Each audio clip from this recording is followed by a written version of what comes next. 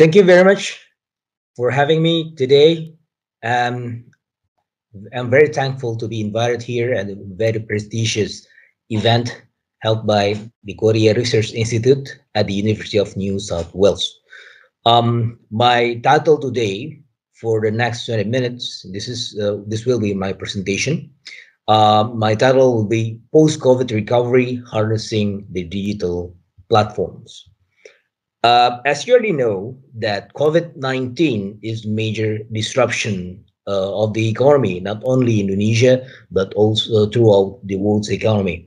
But it turns out to be, it gives you two perspectives. One is the shortcomings coming from the natural phenomena of the disruption itself. And the second one is the opportunity coming also from the pandemic as the major disruptive event to this 2020 and 2021. Some of the major highlighted points. First, is Indonesia managed to overcome the recession period by growing positively in Q2 and Q3 2021. In Q2, we managed to grow 7.07%, followed by 3.51% at Q3. 7.07% is relatively high because it is coming from a very low base effect in 2020. In Q2 2020, we only managed to survive, and we had a major contraction of minus 5.3%, which is actually understandable. In Q2 2021, we grew to 7.07% because it is coming from a low base effect.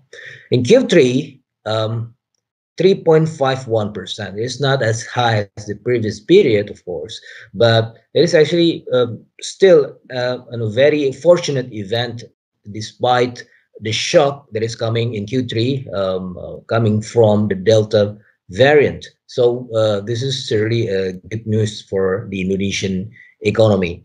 And not to mention that the inoculation strategy has going very well. We have the inoculated population more than 50%, which is actually quite considerable. Although if you compare it with other developed nations, it's not as much, but this is actually, we are going on the right track. And speaking of the opportunity, we have during the pandemic, higher adoption of digital technologies. And this is coming across several actors in the economy. This one is some of the macroeconomic analysis. This coming from the output from the variance decomposition. This picture, this graph tells you that we have several major shocks to the economy. And the most dominant form of shocks is coming from COVID-19. It is 17 to 18% of the overall shocks to the economy coming from COVID, which is the first ranked among other variable or among other shocks. Although COVID-19 itself is non-traditional and unprecedented, but it is managed to going up in the rankings, and it also tells you that managing the pandemic is very crucial. So it is actually a sequential strategy, not a trade-off to the economy. So if you manage and you prioritizing the pandemic, it's actually you are also recovering the economy. It's actually a sequence, not a trade-off. Some of the highlighted facts coming from the variance decomposition. First one, about the COVID-19 itself, especially coming into the second and the third quarter, the rampaging effect of COVID is becoming much worse. So this is, of course, understandable given the contagious manner that COVID is giving to the overall population, and it is also have a very adverse effect to the economy. Another shock factor is coming from the inflation, the consumer price index, the CPI. The influence of the CPI itself is also possible to become one of the strongest after COVID. But to be exact, nowadays, and especially in the period of 2021 and maybe it is possible 2022, we have a very low possibility of increasing inflation rate.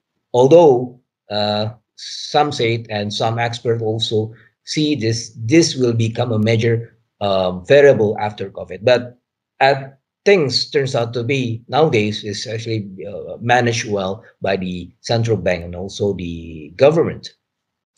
But we have another transmission mechanism coming from other shocks variable. Here we have exports. Export is actually giving you a very positive effect to the GDP until not until the second quarter of the year. But given the nature that export nowadays are predominantly coming from the commodities, if you're doing a very aggressive export in commodities, you'll be only giving the economy much trouble.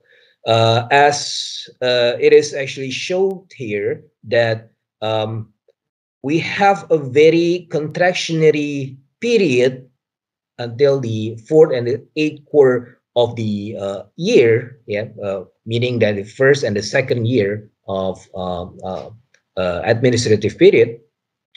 This will actually giving you the possibility of a contractionary effect to the economy. Why? Because here, as you can see it from the shocks coming from the oil itself is actually going positively to the economy. But if we have a very myopic policy at the form of exporting commodities, which is actually very important to production. Nowadays, we have an oversupply condition in the economy. But if you are actually aggravating this factor, aggressively doing and pushing export of the commodity, the oversupply tendency to the economy will be diminished eventually. So to that, we will be exposed to the dynamics of the global commodity prices. At that expense, we have a very high possibility of having imported inflation that may affect the CPI. The CPI itself, as I told you earlier, is actually the second largest shock to the economy. So given the limited supply of the commodity and the input of production based on coming from the aggressive export, which is actually we need to moderate the export and not to do it aggressively. But if we are doing it too aggressive, this will, as I said, will diminish the oversupply condition, and this will be actually quite posing a threat to the economy at the form of imported inflation. So this will be becoming a major threat, major source of threat to the Indonesian economy if we are not careful. Speaking of the impact of those shocks, those dominant shocks, as I said before, this will actually give you a very contractionary effect to the economy. As I already told you before, the shock will be coming also from the export, giving you a very negative externalities given the aggressivity, and the COVID itself will be exposing the economy and will be having a contractionary effect to the economy to minus 0.73% in the next 2 quarters. So COVID itself is the most dominant, and it is actually giving you a major contraction. And this is a very dominant contraction, coming from COVID itself. As I said, this should be a sequential strategy, not a trade-off. But you need to also to be careful to other shocks, which is currently is actually very is having a limited possibility to become a major threat. But if we are not careful, as I said before, if we are doing export aggressively, and then we diminish the foundation of the economy, which is actually quite good in terms of oversupply and the input of production. In that case, if we are having a very limited supply, so will be exposed to the import inflation. So here, from the export side, we'll be having a contractionary effect to the economy. The largest response being this 0.4% contraction in the fourth quarter of the economy. It's not immediate, yeah. If you from the immediate effect, you can see it from the commodity prices coming to the export of the commodity. Here, the response of the Indonesia's GDP to the shock of oil prices will be positive, 0.48% in the second quarter and 0.3% in the fourth quarter of the year. But this may reflect a major threat in the midterm and the long run coming from the export side, which will be diminishing the condition of oversupply, and the response will be negative 0.46%, which is quite quite big in terms of negative effect. So this should be considered of. COVID itself, of course, is giving you a major shock to the economy. So we call it the Keynesian domino effect. Jean-Baptiste paradigm once said that supply creates its own demand. But from COVID perspective, we can say that supply contraction gives you a demand contraction. And one of the most biggest contraction coming from the sectors that depends much on mobility, such as the retail, accommodation, food services, transports, and so on and so forth. But because the demand for the specific sector is also the demand for the other sector of the economy, because we have the supply contraction, then contract the demand to that sector, then this sector is actually quite interchangeably related to the other sector, then this creates actually the domino effect. But eventually, we'll learn that the Indonesian economy can survive through several sectors that can be the anchor for the future economy. As for the labor condition, of course, we have major shock, as I told you before, as I showed you in the previous slide. So this is the more granular condition, which is having a rise in unemployment in big cities and also throughout Indonesia, which is actually quite considerable. Yeah, and we have also the increasing level and percentage of the unpaid family workers. So the working condition is becoming depleted over time. But at the same time, we also have the increasing rate, the increasing level, the increasing number of micro entrepreneurs.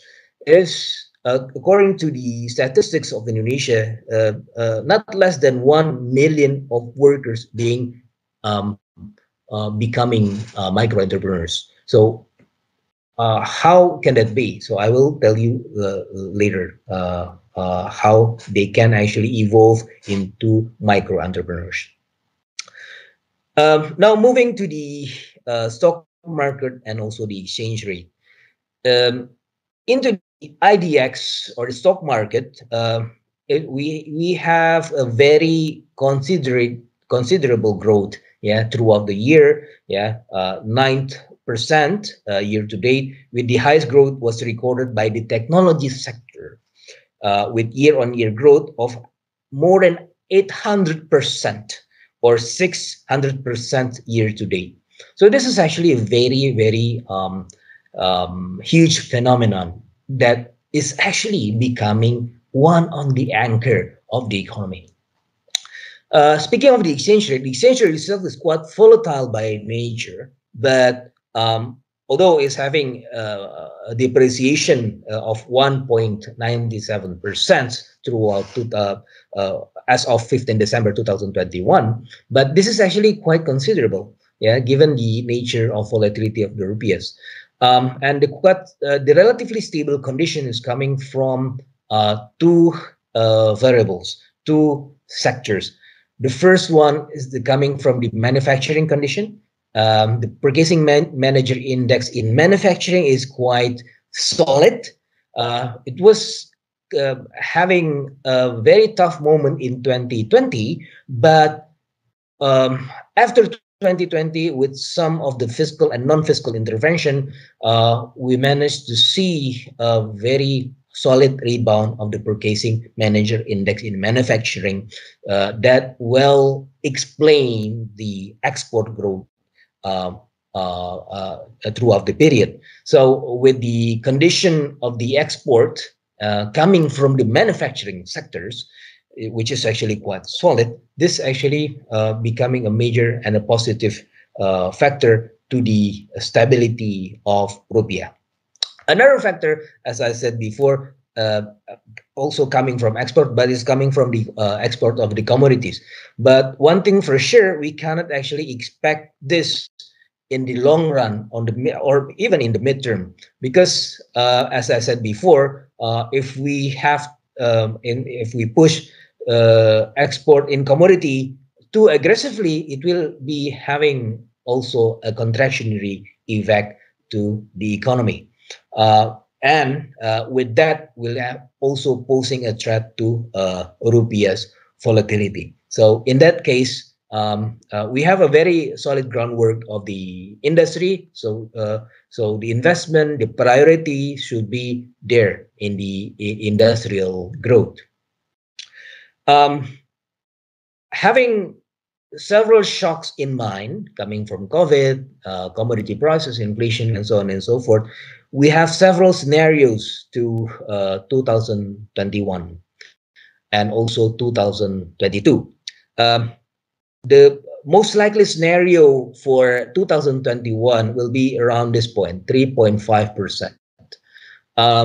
And in 2022 will be around moderate to optimist, which is 4.5% to 5.5%. So yeah, I'm a very optimist of the 2022, because some of the most possible shocks is actually quite manageable. Although we have to be careful of the possibility of having another shock coming from Omicron. But speaking to the data, Delta variant itself is quite rampaging, but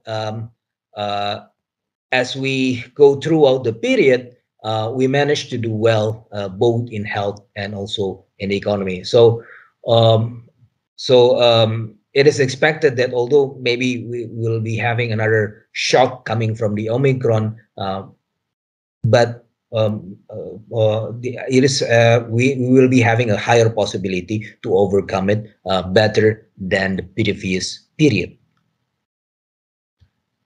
Oh, so this is the timeline of the series of intervention: fiscal intervention, monetary intervention, non-fiscal intervention, starting from January 2020. And you can see several interventions took place, and I will be highlighting several part of it. The first one is the fiscal policy. From this is actually at the form of the government stimulus. The National Recovery Program, or we call it in Bahasa Indonesia, Program Pemulihan Ekonomi Nasional, PEN, This is actually coming very, very significant to the economy.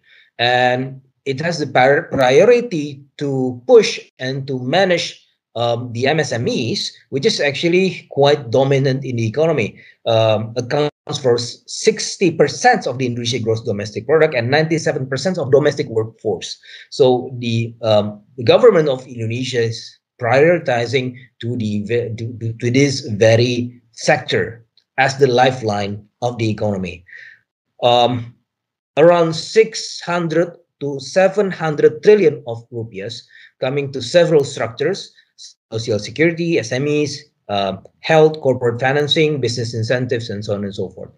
Although it is quite modest if you compare it with other countries, especially coming from developed countries, but it is actually quite significant in terms of impact. This is some simulation that we managed to do over the course of the year. So if all the stimulus is actually efficiently distributed, we'll be having a very positive effect to the economy. The total stimulus will be going and to manage to increase the possibility of having a positive growth. In 2020, according to our simulation, without the government stimulus, as we can see from the data, in 2020 we managed to grow. It's not growing; it's actually a contractionary period, minus 2.07%.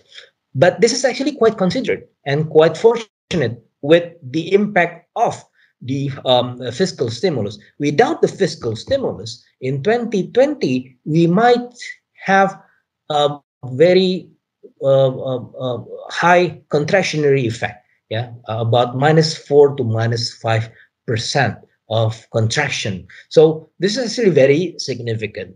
So although we have some, of course, some complexities in distributing and managing the fund, but it turns out to be in 2020 alone, it is actually quite considerable, and it is also expected in this 2021.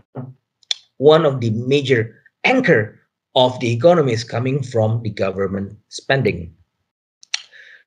Coming to the monetary policy, the monetary policy itself is quite dynamic, and it is actually very considerate given the enormous impact of COVID-19. So it is actually also giving a stimulus in the form of a decreasing rate of the Bank Indonesia 7 days repo rate from 4.5% in March 2020 and now steadily at the level of 3.5% since February 2021. And it is quite low given the nature of rupiah's volatility, and so this is actually quite a very generous policy from the Bank Indonesia, or the Central Bank of Indonesia.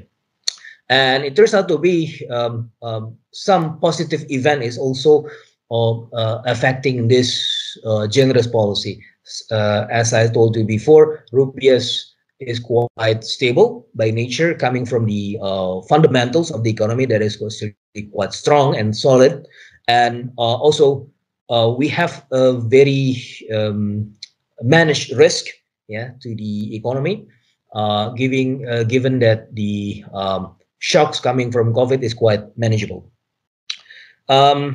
The central bank is also trying to help the government by purchasing state securities, and it is actually in order to push the economy, in order to actually giving the stability and giving an extra comfort to the government in order to give the fiscal stimulus to the economy. So to fund the 2021 state budget over the 142 trillion demand of the budget, the government is actually having a policy mix with the central bank within the primary market, at the form of the main auction, 67 trillion rupees, and the green shoe option, 75 trillion rupees.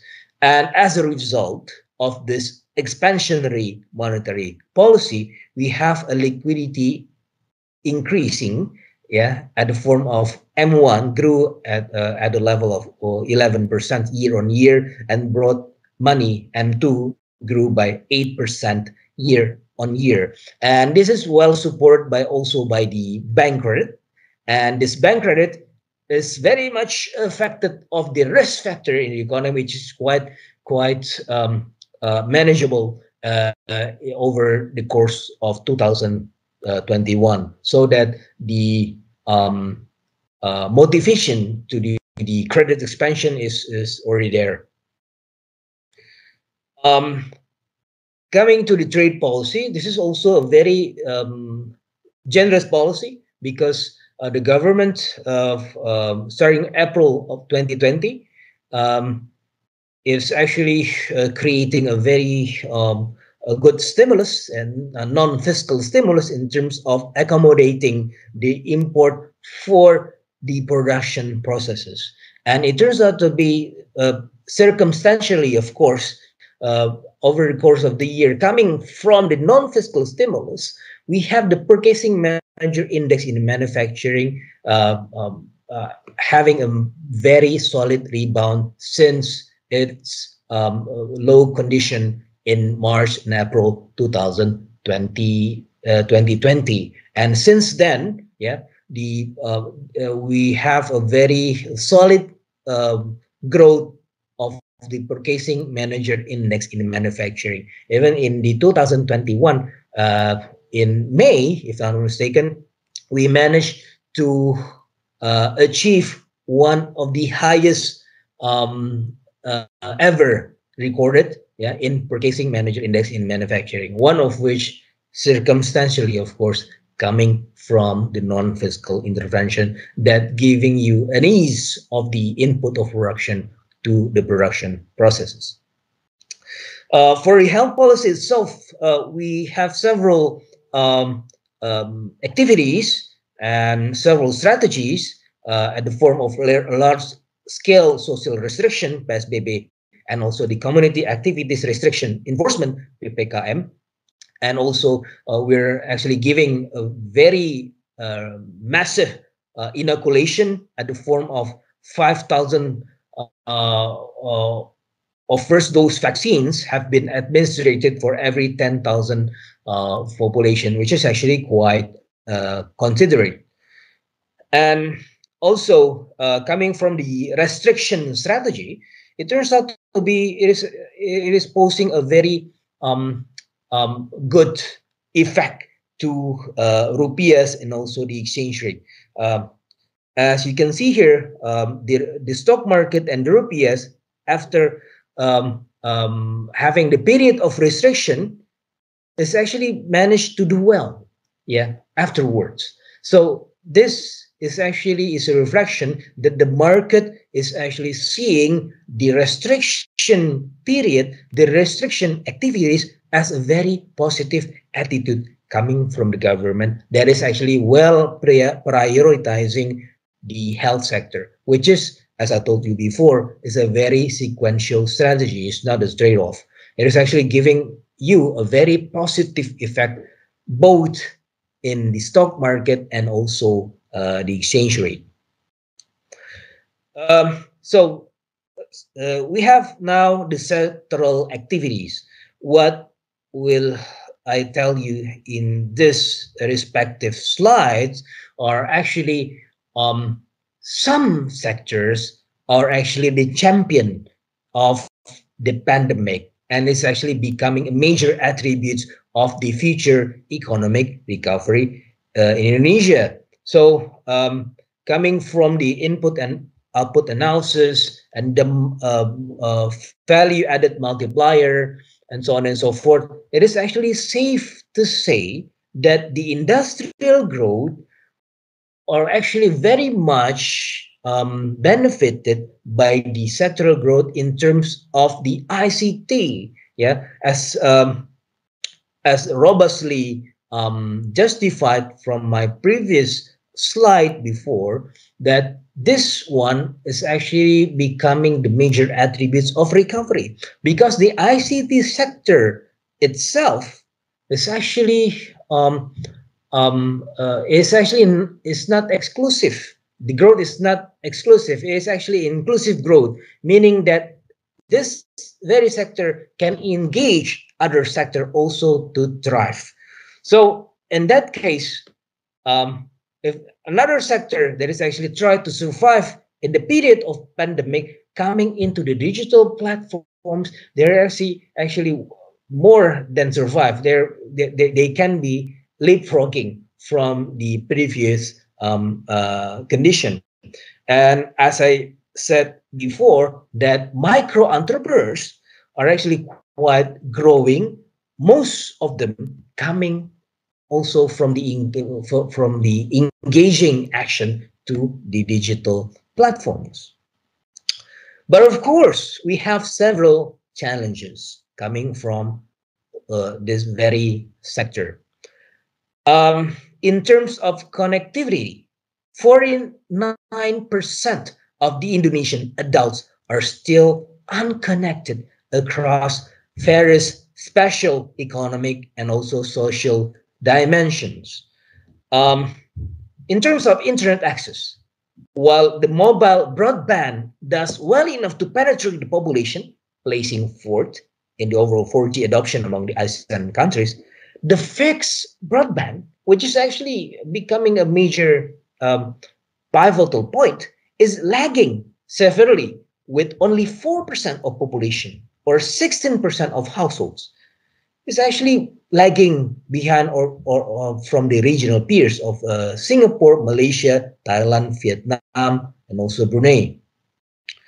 A fixed broadband subscription is still considered as expensive by many. This is actually one of the factors. Another factor is the internet quality offered by both mobile and fixed are among the lowest in ASEAN. This is actually also creating the shortcomings and the contractionary, also the constraining factor to the future of economy.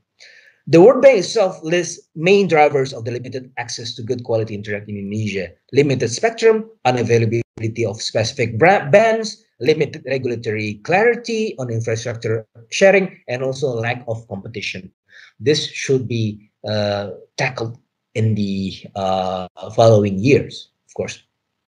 Another interesting fact: Indonesia is the fifth most internet engaged country in the world. This is actually creating the opportunity. We have time spent in terms of internet distribution: 36% to do communication, 21% to do social media, 21% to leisure activities, 11% for browsing, 7% of others, and only 3% for buying and selling in e-commerce. So although the e-commerce growth itself is quite engaging, but there is actually always room for improvement. If we can push these activities of buying and selling, transaction in e-commerce, this will actually giving a very major benefit to the consumer in terms of the providing cheaper options, greater product variety, convenience, and enable the consumers to obtain good previously unavailable in their area, and also giving you extra income, of course, coming into this very sector, but only 3% of which being spent into.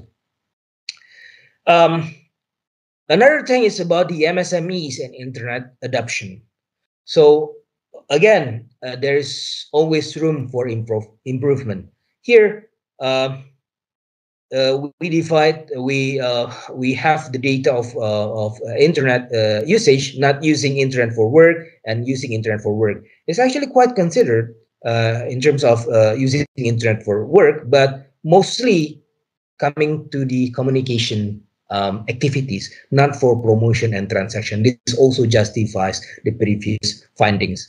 Around 58% of the SMEs and 32% of the micro firms reported by the World Bank adopted internet-related strategy in order to cope with the pandemic. So,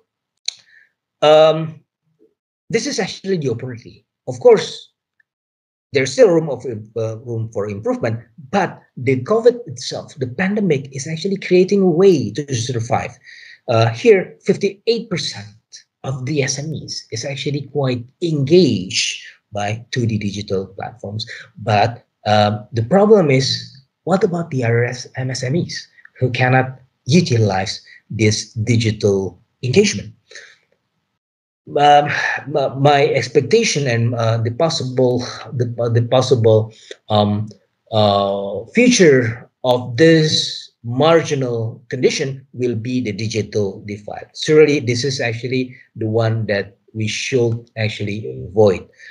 So, in that case, the government needs to facilitate the environment in order to diminish the digital divide possibility.